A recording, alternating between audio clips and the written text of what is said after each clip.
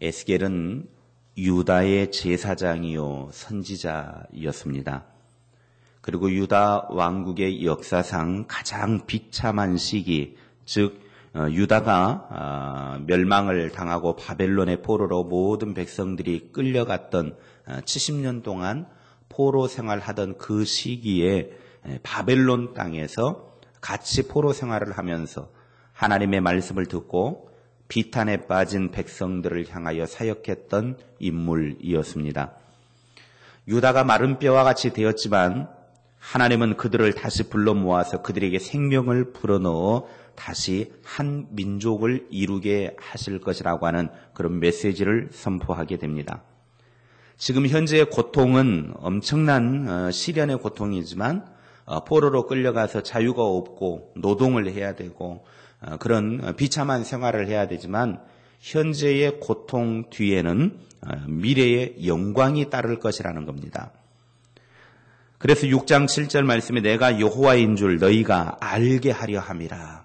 그러니까 지금 마른 뼈와 같은 그들을 하나님께서 다시금 회복시켜 주심을 통해서 하나님이 정말 하나님이다라고 하는 것을 그들로 하여금 깨달아 알도록 하기 위해 하나님은 특별한 방식으로 이스라엘 백성들을 이끄시는 것입니다. 오늘 이 에스겔서를 통해서 하나님께서 우리들에게 주시고자 하시는 주제는 크게 살펴보면 4가지 정도 주제가 됩니다. 첫째는 하나님을 떠나서 패역한 생활에 빠진 예루살렘에게 여호와의 영광은 떠난다라고 하는 것입니다. 그리고 그들의 구원자이며 보호자이셨던 하나님께서 이제는 그들의 죄를 심판하시는 심판자가 된다라는 겁니다. 언제나 하나님을 떠나는 사람들, 하나님 앞에 패역한 자들은 하나님 앞에 심판자로서 하나님이 서신다. 둘째는 하나님께서는 생명과 죽음을 주관하시며 그분이 인간의 삶 속에 들어와 계실 때 그 삶이 생기를 얻고 회복이 된다라고 하는 것입니다. 셋째는 하나님께서는 역사의 주관자가 된다는 거죠. 하나님께서는 온 역사를 당신의 모든 손 안에서 이끌어 가시는 하나님. 보호할 사람들은 보호하시고 멸망시키고 심판할 사람들에 대해서는 심판하시는 하나님이라는 것입니다. 넷째는 에스겔서는 개인의 책임을 강조합니다. 즉 각 개인은 자신의 의로운 생활로 하나님의 구원을 받고 자신의 잘못되어진 생활로 인해서 하나님의 심판을 받게 된다라고 하는 것입니다. 이제 우리가 이러한 주제를 가지고 진행이 되어지는 에스겔서의 내용을 이제 하나하나 살펴보게 될 텐데요. 이제 오늘 본문의 말씀을 이제 살펴보면 1장의 이 서론 부분에 속하는 이 부분은 어떻게 보면 1장에서 에스겔이 하나님 앞에 소명을 받은 부분, 하나님 앞에 이제 소명을 받았을 때의 형편과 상황들에 대해서 오늘 에스겔 1장 1절에서 3절에서는 말씀해 주고 있습니다. 에스겔이 바벨론의 포로로 끌려가 있을 때 오늘 본문의 말씀은 제30년 4월 5일에 그발 강가에서 하늘이 열리고 하늘의 이상을 체험하게 되어지는 환상을 체험하게 되는 그런 계기가 되옵니다. 여기에서 제30년 4월 5일은 아마 에스겔이 그의 나이 30세 되어졌을 때 하나님의 제사장으로서의 부름을 받은 그런 시기를 이야기하고 있는 듯합니다. 왜냐하면 보통 레위인들이 성전 봉사를 하는 나이가 민수기 4장 23절에 의하면 30세가 되었을 때에 공적인 성전의 봉사의 임무를 할 수 있게끔 되어져 있습니다. 그러니까 30년 4월 5일은 에스겔이 30세가 되어졌을 때 하나님의 제사장으로서의 소명을 받은 그때 그 시기를 지금 이야기하고 있습니다. 에스겔이 이렇게 바벨론의 포로로 끌려가 사로잡혀 있을 때 환상을 보게 되어지는데요. 환상을 볼 때 그 환상을 보는 하나님의 모습이 아주 독특한 모습으로 보게 되어집니다. 1절에 보면 하늘이 열리며라고 말하고 있습니다. 환상을 보게 되는데 하늘이 쫙 열렸다. 그러니까 우리 성경의 표현에 의하면 하늘이 쫙 열린 거죠. 예를 들면 커튼 쳐놨다가 커튼을 딱 걷은 것처럼 하늘이 쫙 열렸다라는 그런 표현을 쓰고 있습니다. 그런데 영어 성경인 NIV나 NLT 성경에서는 이 부분을 하늘이 열렸다라고 하는 부분을 뭐라고 표현을 하고 있냐면 I saw visions of God 그렇게 표현을 하고 있습니다. 무슨 말이냐면 하나님의 비전을 보았다라는 거죠. 커튼을 여는 것이나 하나님의 비전을 보았다는 것이나 표현의 방법에 있어서 조금 다를 뿐이지 의미는 같은 내용입니다. 하늘이 쫙 열렸다라고 하는 것은 하나님의 그동안 감추어졌던 것들이 이제 쫙 보이기 시작했다라고 하는 것이죠. 그러니까 영어 성경에서는 하나님의 비전을 보았다라고 그렇게 표현을 한 것입니다. 감추어져 있는 하나님의 비전, 그것을 지금 에스겔이 보게 된 것입니다.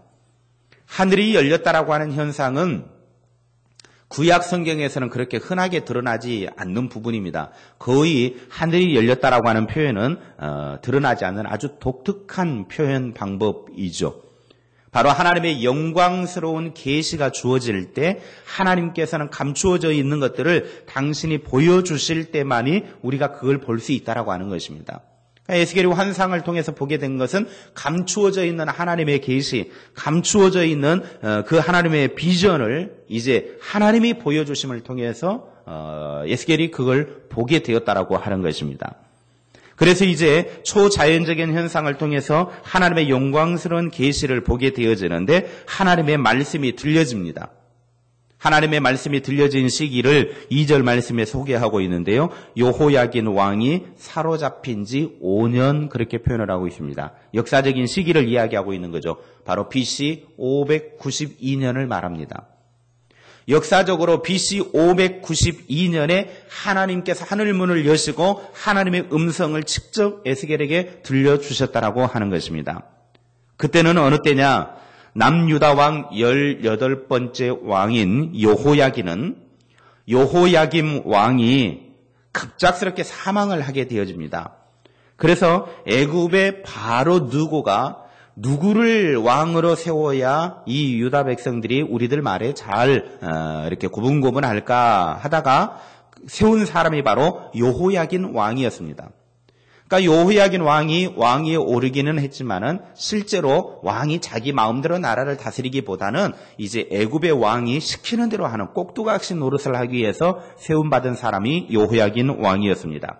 그런데 여호야긴도 결국은 3개월밖에 통치 못하고 비운의 왕으로 역사를 끝내버리게 되는 것이죠.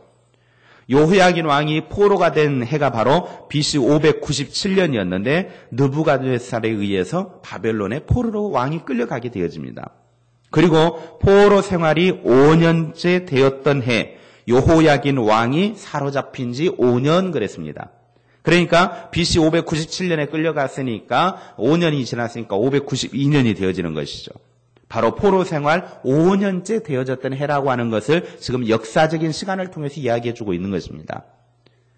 그러니까 여호야긴 왕이 포로로 끌려가고 포로 생활한 지 5년쯤 되어졌을 때 그때 하나님께서 에스겔에게 환상을 보여주시고 에스겔에게 말씀을 하셨다라고 하는 것입니다.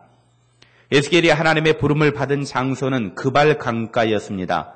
그발 강가는 바벨론 북쪽 유프라테스 강 주변을 형성을 하고 있는 강 지류인데 그곳에 바벨론 왕이 포로로 끌려왔던 유다 백성들을 이렇게 모아놓은 그런 장소였던 것 같습니다. 그래서 그 단체로 포로 생활하고 있는 그곳에 5년째 포로 생활하고 있을 때 하나님께서 그곳에 직접 나타나셔서 하나님께서 에스겔을 부르고 계신다라고 하는 것입니다. 나이가 30살이 되어 제사장의 직무를 감당할 나이가 된 에스겔이었지만 그가 지금 서 있는 곳은 예루살렘에서 찬란하게 하나님의 봉사를 해야 되는데 성전을 섬기는 일을 해야 되는데 그런데 그는 찬란한 예루살렘에서 성전 봉사하기보다는 지금 포로로 끌려간 그발 강가에서 바벨론 그발 강가에서 하나님의 부르심을 받고 있더라고 하는 것입니다. 그런데 그 포로된 자의 자리에서 하나님께서 에스겔에게 뭐라고 말씀하시는가 하는 것을 우리는 이제 에스겔서를 통해서 하나하나 말씀을 생각해 볼 것입니다. 그런데 에스겔이 이제 하나님의 소명을 받을 때 자기 자신을 소개를 합니다. 내가 어떤 사람인가라고 하는 부분을 소개하는데 그의 아버지 부시를 거론을 합니다. 부시는 미국의 전 대통령을 말하는 게 아니고 아니면 저기 아프리카에 사는 부시 그 아프리카 민족을 말하는 게 아니고 여기에서 아버지의 이름이 부시인데 왜 그러면 자기 자신을 소개할 때 아버지를 거론을 하느냐 하는 것입니다. 이유는 간단합니다. 자기의 집안이 제사장 출신의 가문이라고 하는 것을 알리기 위해서 부시라고 하는 아버지의 이름을 거론하게 되는 것입니다. 그러니까 포로된 자의 자리에서 하나님의 부르심을 받았는데 제사장이요 선지자로서 부르심을 받는데 그는 그냥 갑작스럽게 되는 것이 아니라 제사장은 제사장 가문에서만 이어지는 겁니다. 레위인 안에서 제사장 가문만이 제사장을 할 수 있는데 아버지가 제사장이었고 그리고 이제 그 뒤를 이어서 자기 나이 30세가 되어졌을 때 제사장으로서의 사명을 감당한다라고 하는 것을 이야기하기 위해서 아버지 즉 조상을 이야기하고 있는 것입니다. 그때 이제 하나님의 말씀이 임한 것입니다. 3절에 보면 하나님의 말씀이 특별히 임하고 하나님의 권능이 에스겔 위에 임했다라고 말씀하고 있습니다. 다시 말하면 하나님의 절대적이고 불가항력적인 능력의 힘이 에스겔로 하여금 환상과 계시를 보게 했다라고 하는 것입니다. 오늘 이 말씀이 우리들에게 여러 가지를 생각하게 만드는 아주 귀한 말씀입니다. 첫째로 사명의 자리는 불편한 곳이라는 겁니다. 사명의 자리는 불편한 곳이다. 오늘 이 말씀을 자세히 보게 되면 에스겔이 하나님의 선지자로서 사명을 감당하는 시기가 그렇게 좋은 세상에서 한 것이 아닙니다. 과거의 다른 선지자나 다른 제사장들은 정말로 예루살렘에서 좋은 환경과 조건 속에서 부름을 받아서 사명을 감당했었습니다. 그런데 오늘 에스겔은 어둠의 자리에서 선지자로서 사명을 감당하고 있고 제사장의 사명을 감당하는 것을 보게 됩니다. 포로로 끌려간 백성들이 절망하고 낙심하고 좌절하고 있을 때 그곳에 함께 포로로 끌려와서 그곳에서 부름을 받아 하나님의 사명을 감당하고 있더라고 하는 것입니다. 좋은 환경과 좋은 조건 속에서 사명자로 부름을 받고 사명을 감당한다고 하면 얼마나 좋겠습니까? 그러나 사명의 자리는 좋은 곳에서도 감당할 수 있지만 사명의 자리는 때로는 좋지 못한 환경과 조건 속에서 감당할 수도 있다라고 하는 것입니다. 내가 하나님의 부름을 받아 어떤 일들을 감당하든지 간에 하나님께서 나를 부르시고 나를 세우셔서 하나님의 일을 맡기실 때 좋은 환경과 조건이 있으면 얼마나 좋겠습니까?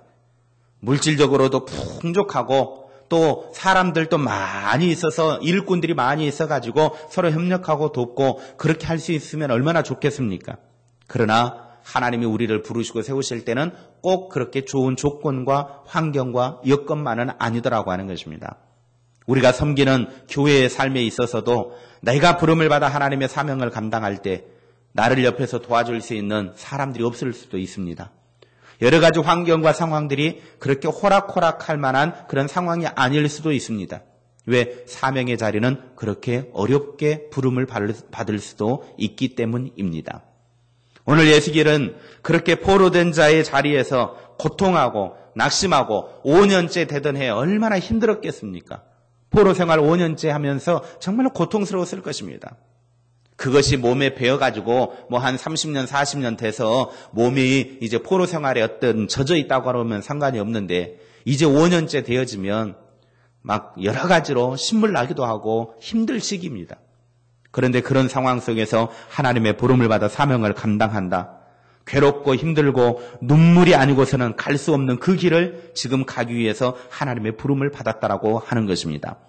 지금 여러분이 하나님의 부름을 받은 그곳이 환경이 힘들어도 상황이 좋지 못해도 하나님께서 나를 부르셨다라고 하는 사실을 인정할 수 있기를 바랍니다. 나를 이 어려운 곳에 부르셨다. 이렇게 힘든 곳에 하나님이 나를 사명자로 세우셨다. 이걸 우리는 늘 기억해야 됩니다. 도망가려고만 하지 마시고 포기하려고만 하지 마시고 사람들도 없고 환경도 안 되니까 하지 말아버리자. 그냥 내버려 둬버리자. 포기해버려서는 안 됩니다. 하나님이 나를 이 어려운 시기에 세우셨다. 부르셨다. 이 사명의식을 분명하게 가질 수 있기를 바랍니다. 두 번째로 부름받아 나선 이 몸 어디든 가오리다라고 하는 그 기본 정신이 우리에게 있어야 됩니다. 백성들이 바벨론의 포로로 끌려가 있을 때 그들에게는 아무런 희망도 없었습니다. 암담한 포로 생활을 하고 있습니다. 미래도 꿈도 없는 생활이었습니다. 그런데 하나님께서 에스겔에게 환상을 보여주셨습니다. 하늘문을 열어주셨습니다. 하늘의 비전을 보여주셨습니다. 하나님의 비전을 보여주더라는 거예요. 백성들은 꿈도 없고 희망도 없고 하루하루의 삶이 지겹고 고통스러웠는데 하나님은 그들에게 비전을 보여주셨어요. 내일을 보여주셨습니다. 우리의 거친 들과 같은 곳에서 암흑투성인 곳에서 나 혼자 주저앉아 있는 것 같지만 그곳에 하나님은 서 계십니다. 고난의 자리에 함께 계신 그 하나님을 만나는 에스겔과 같은 사람이 새로운 사명자의 길을 걷게 되는 것입니다. 그발 강가, 그곳은 참담한 현실이 있는 곳입니다. 그러나 참담한 현실이 있는 포로 생활이었지만 자신의 사명의 자리가 예루살렘이 아닌 포로된 자의 자리였지만 에스겔은 자신의 사명의 자리가 힘들어도 그곳에서 순종하며 아골골짝 빈들이라도 그 길을, 사명의 길을 가고 있더라고 하는 것입니다. 에스겔이 사명자로 그 길을 가는 것은 결코 쉬운 일이 아니었습니다. 정말 어려운 가운데 포로민들을 위로하고 격려하며 그들을 말씀으로 이끌면서 회복의 역사를 전해야만 하는 상황이었습니다. 여러분 한번 생각해 보십시오. 포로 가운데 끌려가 있는 그들에게, 지긋지긋한 삶을 살고 있는 그들에게 조금만 인내하십시오. 하나님이 곧 우리들을 회복시켜 주실 것입니다. 우리가 하나님 앞에 범죄했기 때문에 우리가 이렇게 비탄한 삶을 사는 것입니다. 하나님은 반드시 우리를 회복시켜 주십니다. 그런 이야기를 할 때 사람들이 뭐라 그러겠습니까? 이놈 미친놈 아니야 이거. 지금 우리가 이렇게 생고생하고 있는데 무슨 회복이냐? 무슨 우리를 다시 정상적으로 되돌려고 포로 생활에서 다시금 귀환하도록 해준단 말이냐? 보통의 사람들 같은 경우는 그렇게 비난하게 될 것입니다. 그리고 그 고난의 자리에서 사명을 감당하는 것이 그렇게 쉬운 일은 아니었을 것입니다.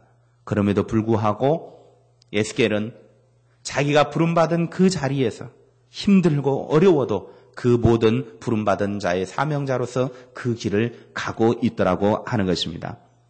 마지막으로 영적인 은혜가 임하면 이런 골짜기와 같은 일, 정말 힘든 자리에서 부름받은 자로서의 사명을 감당할 수 있더라고 하는 것입니다. 이렇게 자기의 사명을 감당할 수 있는 비결은 내가 똑똑하고 재능이 있다고 해서 감당할 수 있는 것이 아닙니다. 내 힘과 내 능력으로 하는 것은 어느 정도 일정 기간은 할 수 있습니다. 그러나 꾸준하게 하나님의 사명을 완수할 수 있는 비결은 뭐냐면 하나님의 영적인 은혜를 받게 되면 가능하게 되는 겁니다. 하나님의 은혜가 임해야만 된다라고 하는 것이죠. 에스겔이 사명을 감당함에 있어서 그의 근원적인 힘이 어디에서 나는가를 알아야 합니다. 1절에 하늘이 열리고 하나님의 영광을 보았습니다. 3절에 하나님의 권능이 그에게 임하였기 때문에 감당할 수 있는 힘이 생기게 되는 것입니다. 하나님의 비전을 통해서 분명한 하나님의 목적을 보았기 때문에, 하나님의 뜻을 보았기 때문에, 그리고 하나님의 권능이 그에게 임했기 때문에 에스겔은 어려운 중에서도 자기에게 주어진 사명의 길을 걸어갈 수 있었다라고 하는 것입니다. 사명자는 내 힘으로만 되는 것이 아닙니다. 하나님의 영적인 은혜가 임해야만 합니다.